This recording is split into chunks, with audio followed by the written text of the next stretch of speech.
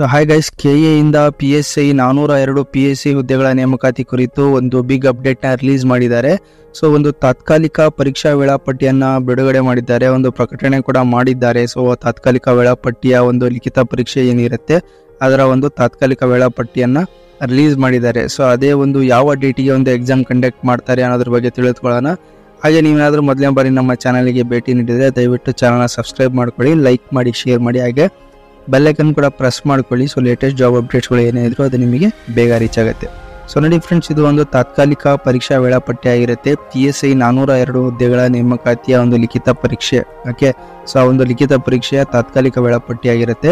ಸರ್ಕಾರದ ಆದೇಶ ಸಂಖ್ಯೆ 22/2024 ದಿನಾಂಕ 22/2/2024 ಪೊಲೀಸ್ ಸಬ್ ಇನ್ಸ್ಪೆಕ್ಟರ್ ಸಿವಿಲ್ ಪುರುಷ ಮತ್ತು ಮಹಿಳೆ. ಓಕೆ, ಹಾಗೂ ಸೇವೆಯಲ್ಲಿರುವ ಮುಖ್ಯುಳಿದ ಮತ್ತು ಕಲ್ಯಾಣ ಕರ್ನಾಟಕ ಪ್ರದೇಶದ ಸ್ಥಳೀಯ ಹುದ್ದೆಗಳನ್ನು ಒಳಗೊಂಡಂತೆ ಒಟ್ಟು 402 ಒಟ್ಟು 402 ಖಾಲಿ ಹುದ್ದೆಗಳ ನೇರ ನೇಮಕಾತಿಯ ಲಿಖಿತ ಪರೀಕ್ಷೆಯನ್ನು ನಡೆಸಲು ಕರ್ನಾಟಕ ಪರೀಕ್ಷಾ ಪ್ರಾಧಿಕಾರ ನಿರ್ದೇಶಿಸಲಾಗಿರುತ್ತದೆ.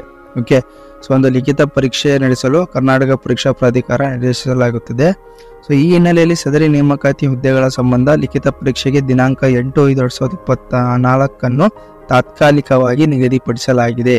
ಓಕೆ, ಸೊ ಈ ಒಂದು ದಿನಾಂಕ ಏನಿದೆ 8/5/2024 ಇದು ಒಂದು ಟೆಂಟೇಟಿವ್ ಎಕ್ಸಾಮ್ ಡೇಟ್ ಆಗಿರುತ್ತೆ. ಸೊ ಇದು ಮುಂದೆ ಬರುವ ದಿನಗಳಲ್ಲಿ ಚೇಂಜ್ ಕೂಡ ಆಗ್ಬೋದು, ಅದರ್ವೈಸ್ ಒಂದು ಸೇಮ್ ಡೇಟಿಗೆ ಒಂದು ಎಕ್ಸಾಮ್ ಕೂಡ ಕಂಡಕ್ಟ್ ಮಾಡ್ಬೋದು. ಸೊ ಇದನ್ನು ಚೇಂಜ್ ಮಾಡಿದರೆ ಮತ್ತೆ ಒಂದು ಅಪ್ಡೇಟ್ನ ರಿಲೀಸ್ ಮಾಡ್ತಾರೆ.